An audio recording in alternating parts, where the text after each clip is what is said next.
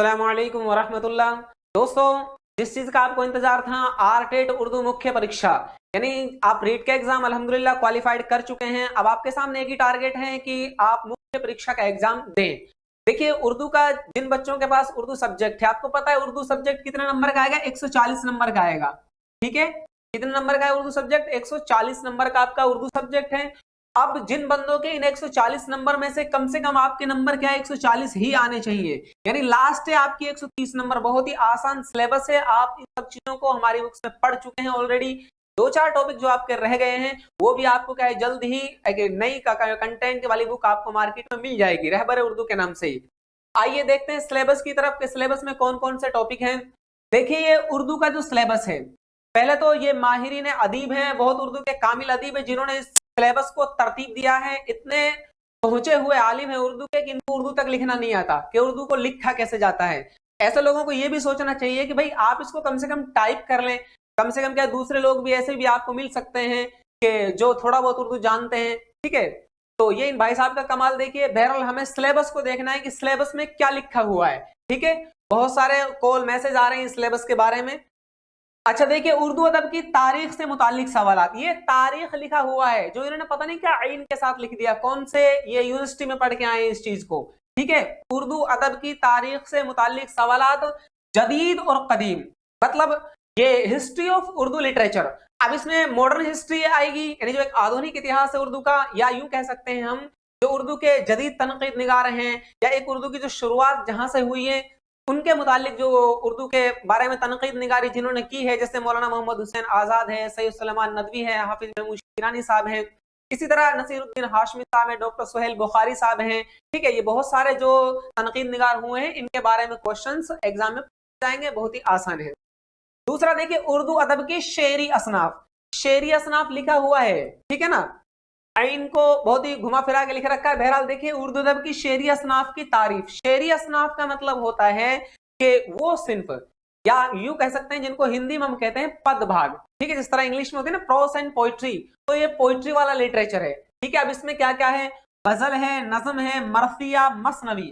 देखिए क्या है, मसनवी को भी मसनवी बड़ा सीन सा बना रखा है यहाँ पर। ठीक है ना, मसनवी, एक रुबाई, गीत, दोहे वगैरह। वगैरह का मतलब एक दो और भी शामिल कर सकते हैं हम इसके अंदर। ठीक है, जैसे कसीदा वगैरह है, वो भी आप क्या है मालूमात के एतबार से पढ़ सकते हैं, लेकिन असल जो आपके सिलेबस में है वो यही तक है। अब देखिए, गजल, नज़म, मरसिया, मसनवी, रुबाई, गीत और दोहे, ये सब चीजें बहुत आसान है। आप इनकी तरफ ना देखें कि आप इनकी तारीफ तारीफ याद करनी है, इनमें आपको हर चीज याद होनी चाहिए। इनके अज्जा तरकीबी वगैरह, गजल का इतिहास भी आपको याद होना चाहिए, इसलिए कि पेपर कितना है, 140 नंबर का है, पूरा लिटरेचर सा ही इसमें शामिल किया गया है। ठीक है, बहुत आसान है। दूसरा है उर्दू अदब की नसरी असनाफ की तारीफ। नसरी असनाफ का मतलब होता है जो गद्य भाग में होता है, यानी प्रोस राइटिंग में जो लिटरेचर होता है उसे कहते हैं नसरी असनाफ। जैसे देखिए, कहानी यानी स्टोरी जो होती है, शॉर्ट स्टोरी जिसे कहते हैं, या यूं भी कह सकते हैं इंशाइया है, ड्रामा है, मकालमा है और अफसाना। और इसी तरह क्या है, नाविल है, मजमून नवेसी, खुतूत निगारी। अब ये मजमून नवेसी, खुतूत निगारी, ये सेकंड ग्रेड में भी है, नाविल भी, अफसाना है और इंशाइया, ड्रामा, ये सब आप पढ़ चुके हैं। रही बात कहानी और मुकालमा निगारी क्या होती है, तो ये सब भी आपको क्या है करा दी जाएगी, बहुत ही आसान है। हर एक के अज्जा तरकीब वगैरह और इनसे मुतालिक जो ऑब्जेक्टिव टाइप क्वेश्चंस होते हैं, यानी मारूजी सवालात, वो भी आपको क्या है कराए जाएंगे, बहुत ही आसान है। आगे देखिए, मुसन्निफीन की सवाने हयात और तर्ज तहरीर। सवाने हयात और तर्ज तहरीर का मतलब होता है कि एक तो उनका जीवन परिचय होता है, मतलब नीचे जो सिलेबस के अंदर मुसन्निफीन दिए गए हैं, इनकी पैदाइश से लेकर मौत तक का पूरा आपको हालात बयान करना है, मतलब याद करना है। और जो इनकी किताबें इन्होंने लिखी हैं, नज़में इन्होंने लिखी हैं, नसरी असनाफ में कुछ इन्होंने कारनामे अंजाम दिए हैं, ये सब चीजें आपको याद होनी चाहिए, बहुत ही आसान है। जैसे देखिए, मीर बाकिर अली की सवाने हयात और तर्ज तहरीर। मुंशी प्रेमचंद बहुत मशहूर है, अभी मुंशी प्रेमचंद का बर्थडे गया था 31 जुलाई को। ठीक है, पता है ना आपको, 31 जुलाई सन 1880 को मुंशी प्रेमचंद पैदा हुए थे। तो इसी तरह ख्वाजा हसन निजामी, जिन्हें ख्वाजा उर्दू के नाम से जाना जाता है, ये भी क्या आप पढ़ चुके हैं, सेकंड ग्रेड में भी है। डॉक्टर जाकिर हुसैन, मौलाना अल्ताफ हुसैन हाली, इसी तरह डिप्टी नजीर अहमद, कन्हैया लाल कपूर, ये सेकंड ग्रेड की जो तैयारी कर रहे हैं, जिन्होंने हमारी पहली बुक को भी पढ़ा था, उसमें सारे टॉपिक ये हैं, मौजूद हैं, उन्होंने पढ़े हैं, अच्छे थे। इसी तरह देखिए, सैयद एहतशाम हुसैन, ये सब क्या है टॉपिक। और एक है रतन सिंह, रतन सिंह वाला सवाने हैं। आज चूंकि आप फर्स्ट टाइम देख रहे होंगे, चूंकि सेकंड ग्रेड में भी नहीं है, फर्स्ट ग्रेड में भी नहीं है, तो L2 के एग्जाम में इसको शामिल किया गया है, रतन सिंह। ठीक है, वो काठ का घोड़ा वाला शायद इसका सबक है रतन सिंह का। एक है हबीब तनवीर, ठीक है, हबीब तनवीर के सवाने हयात और इनका क्या है तर्ज तहरीर। आगे देखिए शुअरा की सवाने हयात। शुअरा का मतलब जो जितने भी कवि हैं, जितने भी कवि हैं, इन कवियों की सवाने हयात और खुसूसियात कलाम यानी तर्ज तहरीर, ये सब इनकी तफसीली मालूमात। तफसीली मालूमात का मतलब ये तो है नहीं कि आपसे निबंधात्मक क्वेश्चन कराए जाएंगे, मतलब आपको एक कंप्लीट एनालिसिस करना है कि भाई इनके कौन कौन सी नज़में हैं या गजलें हैं या कसीदा हैं, मरसिया हैं, क्या लिखा है क्या नहीं लिखा। जैसे देखिए तुलकचंद महरूम, इसी तरह अख्तर शीरानी टोंक के हैं, बहुत मशहूर और मारूफ है, ठीक है ना। तो टोंक वाले जो सुन रहे हैं उनको तो वो तो जानते ही होंगे, अख्तर शीरानी साहब उनके घर के ही आदमी हैं। एक क्या है सूरज नारायण मेहर, इसी तरह इस्माइल मेरठी साहब हैं, नजीर अकबराबादी, मीर तकी मीर, मिर्जा गालिब, अल्लामा इकबाल, साहिर लुधियानवी और कबीर। ये कबीर साहब बहुत बड़े आदमी हुए हैं। कबीर साहब ने क्या है कईयों का जमाना देखा, इनकी 100 से भी ज्यादा उम्र हुई है। तो जो आपके एक टॉपिक लिखा हुआ है ना दोहे, ये लिख रहा दोहे, तो भाई साहब वो दोहे मिलेंगे आपको कबीर के, इसलिए कि दोहे किन्होंने लिखे हैं, कबीर नहीं लिखे। तो वो और ये टॉपिक दोनों को कंप्रोमाइज करके पढ़ना है, दोनों का क्या तुलनात्मक अध्ययन करना है, आपको तकाबुली मुताला करना है उर्दू में अगर हम कहते हैं तो, ठीक है ना। इस तरह पढ़ेंगे, हर चीज को आपस में कॉम्प्रोमाइज करके पढ़ेंगे तो अच्छे से याद होगा, बार बार आपको पढ़ने की जरूरत नहीं होगी, ठीक है ना। आगे देखिए उर्दू कवायद बहुत ही आसान दे दिया, एकदम हलवा की तरह, ठीक है।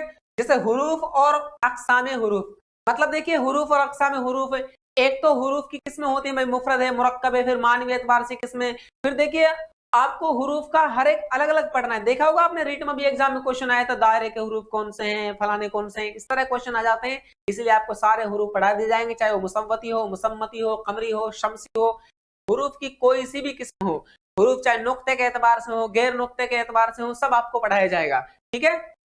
इस्म बहुत ही मशहूर चीज, इसमें आप पढ़ ही चुके हैं। इस्म क्या है, साख्त बनावट के एतबार से 3 तरह का होता है, मस्तर, मुश्तक, जामिद। फिर मस्तर की किस्में होती है, मुश्तक की 5 किस्में होती हैं, जामिद की 2 किस्में होती हैं, खास आम, फिर खास की 6 किस्में, आम की क्या है मुख्तलिफ 5 किस्में होती हैं, 5 से जायद भी हो सकती हैं, आम को हम फिक्स नहीं कर सकते, लेकिन कॉमन क्या है 5 किस्में की जाती हैं।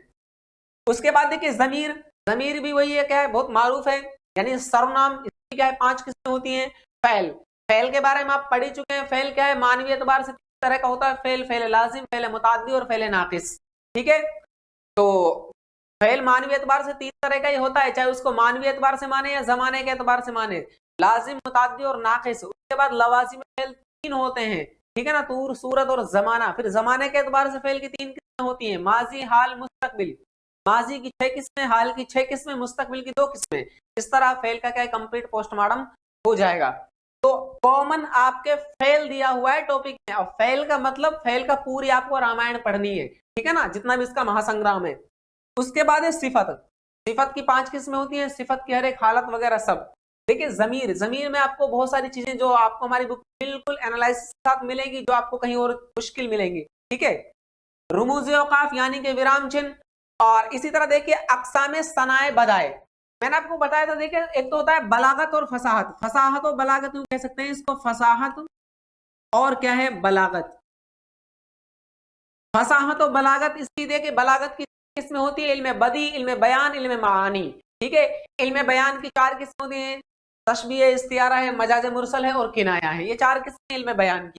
उसके बाद इल्म बदी की 2 किस्में होती हैं, सनाए लफ्जी, सनाए मानवी। कुछ किस्में सनाए लफ्जी में से, जैसे हिंदी में कहते हैं ना इसको शब्द अलंकार, अर्थ अलंकार, ठीक है, तो उसी हिसाब से सनाए बदाए कॉमन दे रखा है, बहरहाल आपको अलग अलग डिवाइड नहीं किया। अब इसमें देखिए इल्म बयान, इल्म बयान की आपको डेफिनेशन याद रखनी है, इल्म बयान कहते किसे हैं, ठीक है। अब इसमें देखिए तशबीह है और इस्तियारा है, तो बस ये 2 ही दे रखे हैं, देखिए बहुत ही आसान आपको दे दिया, मात्र 2 दे दिए, तशबीह और इस्तियारा। दोनों में थोड़ा थोड़ा सा फर्क है, इस्तियारा तशबीह में क्या है उपमा देते हैं, इस्तियारा में उसको मान लिया जाता है, ठीक है। एक है मुहावरा और कहावत, वाहिद जमा, वाहिद जमा जानते हैं ना आप सीधे से, वाहिद जमा यानी जिसे हम कहते हैं उर्दू में तादाद, इसमें तादाद। आपको बता दें इसमें तादाद के बारे में हम बता चुके हैं, तादाद की क्या 2 किस्में होती हैं, एक होता है वाहिद, एक होता है जमा, फिर जमा की भी 4 किस्में होती हैं। ये सब आपको क्या है रहबर उर्दू में बिल्कुल कंप्लीट अलग अलग पार्ट्स में जाएगा, ठीक है ना। उसके बाद देखिए मुज़क्कर मुअन्नस, मुज़क्कर मुअन्नस को यूं कह सकते हैं तज़कीर और तानीस, बहुत आसान है। मुतरादिफ, साबिक़े और लाहिके, ये सब आप रीट में अच्छे से पढ़ाइए, बहुत ही आसान सिलेबस है। उसके बाद देखिए मेथड, पूरा का पूरा रीट का मेथड उठा के यहाँ चिपका दिया। अरे भाई साहब, आप साइकोलॉजी का या पेडागोजी का चैप्टर दे रहे हैं, कम से कम स्टैंडर्ड तो कुछ ठीक रखिए कि वहीं से बस टीप के लिख दिया और सिलेबस बना दिया, ऐसा नहीं होना चाहिए, ठीक है ना। चूंकि मैन एग्जाम में सब्जेक्ट एक्सपर्ट होना चाहिए, जो सब्जेक्ट उर्दू में अच्छे से एक्सपर्ट हो, वरना ऐसे ही उर्दू के टीचर बनेंगे जैसे यहाँ भाई साहब ने सिलेबस बना रखा है, ठीक है। अच्छा, तनकीद बुरी लग रही होगी, लेकिन ये हकीकत है, कड़वा सच्चे उर्दू का पीछे रहना इन टीचर्स की वजह से है जिनको उर्दू तक लिखना नहीं आता, इनकी वजह से उर्दू आज राजस्थान में पिछड़ी हुई है, ठीक है। तदरीसी तरीकाकार, तदरीसी तरीकाकार का मतलब शिक्षण की जो विधियां होती है ना, वो सारी विधियां इसके अंदर शामिल हैं। अब उसके बाद देखिए जैसे बयानिया तरीकाकार, इसी तरह तरीका तफवीज। भाई साहब मैं अपने हिसाब से पढ़ रहा हूं, वरना तफवीज गलत लिखा हुआ, भाई साहब को तफवीज लिखना नहीं आता है। तफवीज में क्या आएगा, ज़्वाद आएगा, इसलिए कि अरबी जबान का वर्ड है तफवीज, तफईल के वजन पे, जिसका मतलब होता है सौंपना, जिसको इंग्लिश में कहते हैं असाइनमेंट, यानी जिसका काम दूसरों से कराया जाता है, ठीक है ना। ये भाई साहब ने सिलेबस बनाने चल दिए, तफवीज को जा के साथ लिख रखा है, ठीक है। उर्दू तदरीस के लिए मनसूबाबंदी, मनसूबाबंदी आपको कंप्लीटली पढ़ा चुके हैं। मनसूबाबंदी की 3 किस्में होती हैं, सालाना है, इकाई मनसूबाबंदी और सबक की मनसूबाबंदी। उसके बाद देखिए मसअले का तरीका अलग अलग चिपका रखे हैं, तदरीसी तरीकाकार के अंदर ही मसअले का तरीका आता है। आप जब तदरीसी तरीकाकार दे चुके हैं तो या तो उनका नाम इकट्ठा वहां लिख दो, लेकिन उर्दू तदरीस के लिए मनसूबाबंदी अलग टॉपिक है, इसको बीच में कैसे डाल दिया इन्होंने, ठीक है। इस्तखराजी और इस्तखराई, ये निगमनात्मक और आगमनात्मक जो विधि है वो वही है, इस्तखराजी और इस्तखराई। इस्तखराजी तरीका कदीम तरीका है, इस्तखराई तरीका जदीद तरीका है, ठीक है ना। उसके बाद देखिए तहकीकी तरीका, बिल्कुल अजीब और गरीब अंदाज में सिलेबस चिपका रखा है। तहकीकी तरीका जिसकी खोज क्या है, प्रोफेसर आर्मस्ट्रांग ने की थी, इसको खोज विधि, अन्वेषण विधि, ह्यूरिस्टिक विधि भी कहा जाता है, ठीक है। तदरीस जबान की मुश्किलात, आप देखिए तदरीस जबान की मुश्किलात ये क्या है, उर्दू जबान में जो मुश्किलात हैं, जो भी आपको मुश्किलात लगे उन मुश्किलात को, बहरहाल ऐसा नहीं जो आपको लगे उन्हीं को चिपका दें, कल आपको अच्छे से क्या है इसका कंटेंट प्रोवाइड किया जाएगा, उन्हीं को आप पढ़ें, उन्हीं को याद रखें। जदीद तदरीसी तरीके, अब कॉमन ये लिखा है भाई साहब ने जदीद तदरीसी तरीके, यहाँ लिखा है तदरीसी तरीकाकार, अब इन सबको क्या एक जगह मिला दिया है, इसलिए आप इन चीजों से कंफ्यूज ना हो सिलेबस से। उर्दू तदरीस के लिए मनसूबाबंदी को अलग कर लें, बयानिया तरीकाकार, तरीका तफवीज, मसअले का तरीका, तहकीकी तरीका, ये सब क्या है तदरीसी तरीकाकार के अंदर आते हैं। जदीद तदरीसी तरीकाकार के अंदर जैसे क्या डाल्टन प्लान वगैरह है ना, डाल्टन प्लान वगैरह जो आजकल फ्रोबेल वगैरह जिन्होंने क्या है ये तरीके स्टार्ट किए हैं, ये सब जो नए नए ऐसे तरीके जो अंग्रेजों ने इजाद किए हैं वो सब आते हैं जदीद तदरीसी तरीके के अंदर। वैसे नहीं सारे अंग्रेजों के तरीके इसके अंदर नहीं आते, कुछ हिंदुस्तानियों के तरीके भी शामिल है, ठीक है ना, जैसे भाई मुताला ज़ेर निगरानी वगैरह ये भी इसके अंदर शामिल है। मारूजी और मुसलसल जांच यानी अंदाजा कद्र, मारूजी और मुसलसल जांच ये मूल्यांकन के बारे में, ठीक है ना, एवेल्युएशन जो होता है। उर्दू इमला और रस्मुल खत, अब देखिए इन्होंने इसको उल्टा किया, कभी कोई पहचान ले कि रीट में से चिपकाया है, इसलिए कि रीट का पहला टॉपिक यहाँ से तो बिल्कुल उल्टा कर दिया, जो चीज नीचे आनी थी उसको ऊपर कर दिया, जो ऊपर आनी थी उसको नीचे कर दिया, ये रीट का ही टॉपिक है। उर्दू इमला और रस्मुल खत, रस्मुल खत के बारे में आप जानते हैं मशहूर तीन है, खत्ते नस्ख है, खत्ते शकिस्ता है, खत्ते नस्तालिक है। उर्दू का खत कौन सा है, खत्ते नस्तालिक है। खत्ते नस्ख जिसको एक तो खत्ते माकली और खत्ते कूफी इन दो खतों से मिलाकर बनाया था अबू अली मोहम्मद बिन अली बिन हसन बिन अब्दुल्ला ने, ठीक है ना, जिसको इब्ने मकला के नाम से जाना जाता है। और खत्ते नस्तालिक की इजाद की पीर अली तबरेजी ने। और एक खत्ते शकिस्ता है जिसकी हिरात के हाकिम मुर्तजा कुली खां शामिलू ने इसकी इजाद की थी, ठीक है ना। अब खत्ते नस्तालिक को रुसुल खतूत कहते हैं, खत्ते नस को कुरानी रस्मुल खत कहते हैं, खत्ते शकिस्ता को घसीट लिखाई कहा जाता है। बहरहाल वो सीधा सीधा सा यही आपको याद हो गया, इतना ही आएगा और फालतू कुछ आने वाला है नहीं रस्मुल खत में से। देखिए अगला है उर्दू जबान की तदरीस और लिसानियात। रीट का यह फर्स्ट टॉपिक था, आपको पता है रीट में फर्स्ट टॉपिक यही था जहां पेडागोजी स्टार्ट होती है, उर्दू जबान की तदरीस और लिसानियात। तदरीस का मतलब होता है उर्दू भाषा का शिक्षण। अब देखिए उर्दू भाषा का जो शिक्षण है, शिक्षण में आपको उसकी विशेषताएं, शिक्षण की डेफिनेशन, उसकी क्वेटेशन वगैरह, उसके बाद विशेषताएं वगैरह जो होती है, मतलब खुसूसियात है, कमियां हैं, इन सबको आपको बयान करना है, ठीक है ना। फिर शिक्षण के आपने पढ़ा है ना, स्तर भी होते हैं, उच्च स्तर, मध्यम स्तर, निम्न स्तर। फिर शिक्षण में क्या कई प्रकार का होता है, एक तो क्या होता है शिक्षक केंद्रित होता है, एक विद्यार्थी केंद्रित होता है, एक स्वतंत्र होता है, ठीक है ना। मतलब तो ये सब चीजें आपको बहरहाल उर्दू के हिसाब से पढ़ाई जाएंगी, उर्दू जबान में ही पढ़ाई जाएंगी, आपको बता दिया जाएगा। लिसानियात आपने पढ़ा है, देखिए जबान का साइंस मुताला लिसानियात कहलाता है।